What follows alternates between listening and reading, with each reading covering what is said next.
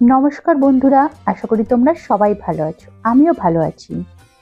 খুব জোরে খিদে পেলে মাত্র 5 মিনিটে ঝটপট বানিয়ে নাও এই দুর্দান্ত স্বাদের এই রেসিপিটা। বাচ্চা কিংবা বড় সবার পছন্দ হবে এই পাউরুটির এই রেসিপিটা। মাত্র বাড়িতে কিছু উপকরণ দিয়ে এই রেসিপিটা কিন্তু বানিয়ে নেওয়া যায়। আবার বলছি, বাচ্চা কিংবা বড় সবারই পছন্দ হবে এই দুর্দান্ত স্বাদের রেসিপিটা। তাহলে চলো কিভাবে করছি আমি সেটাই তোমাদের সাথে আজ শেয়ার করব।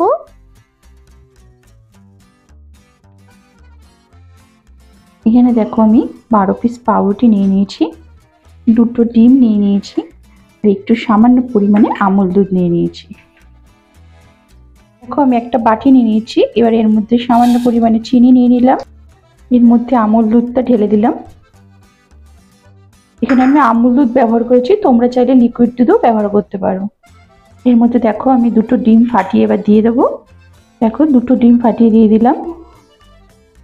এবার এর মধ্যে অল্প সামান্য আমি জল দিয়ে নিলাম।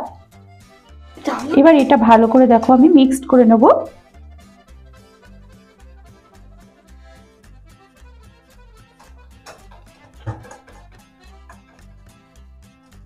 এটাকে কিন্তু ভালোভাবে ফাটিয়ে নিতে হবে যেন কোনো দানা না থাকে, পুরো এইভাবে যেন পুরো সব মিশে যায়।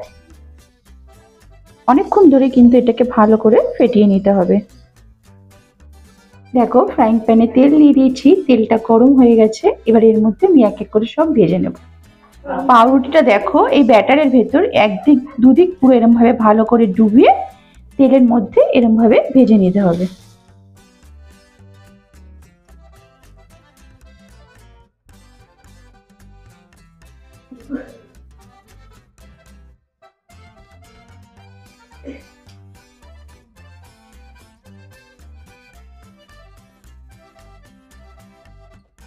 দেখো এরম ভাবে একটার উপরে একটা পরপর 3টে পাউরুটি কিন্তু পিস আমি এরম ভাবে দিয়ে দিলাম, দিয়ে কিন্তু এরম ভাবে কিন্তু ভেজে নিতে হবে। আর এই রেসিপিটা কিন্তু আমি আর তোমার দাদাভাই দুজন মিলে করেছি সন্ধ্যের টিফিনটা। দেখো এক পিঠ ভাজা হয়ে গেছে, আর এক পিঠ এইভাবে উল্টে দেওয়া হলো। এরকম দুদিক ভাজা হয়ে গেলে তবে সাইডটা কিন্তু এইভাবে ভেজে নিতে হবে।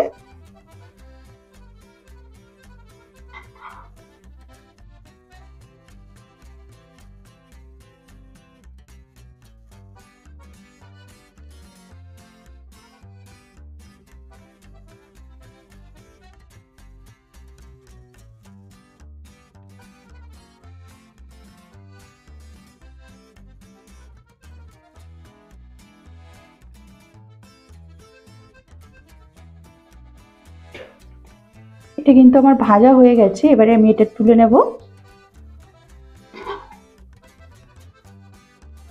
দেখো আরেকবার তোমাদের দেওয়াটা দেখাচ্ছি। পাউরুটিটা কিন্তু ব্যাটারের ভিতর ভালো করে এইভাবে ডুবিয়ে দিয়ে এইভাবে একটার উপরে একটা 3টে পাউরুটি পিস কিন্তু এইভাবে দিয়ে দিতে হবে।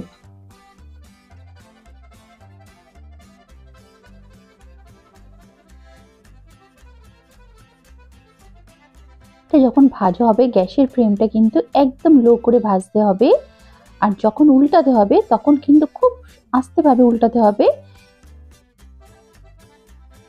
আর দুদিক ভাজা হয়ে যাওয়ার পর কিন্তু চারদিকটা এরম ভাবে আস্তে আস্তে ভেজে নিতে হবে। আর এটার ভেতরটা এত সফট হয় আর বাইরেটা এত ক্রিপসি হয়, খেতে কিন্তু দারুণ লাগে। মানে বাচ্চাদের তো ভালো লাগবেই আর বড়দেরও ভালো লাগবে। আর সন্ধেবেলা বা সকালে টিফিনে কিন্তু এটা দারুণ একটা রেসিপি। তো আমার কিন্তু সব পাউরুটিগুলো এইভাবে ভাজা হয়ে গেছে। এবার এর উপর দিয়ে আমি একটু মধু দিয়ে দেবো।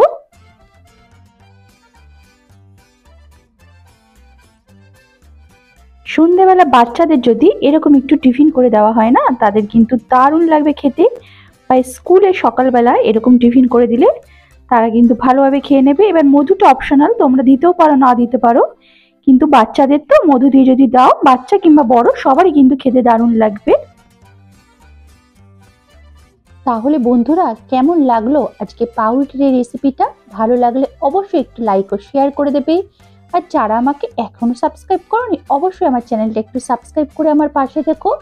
আর খুব জোরে খিদে পেলে ঝটপট কিন্তু এরকম একটা রেসিপি বানিয়ে নাও।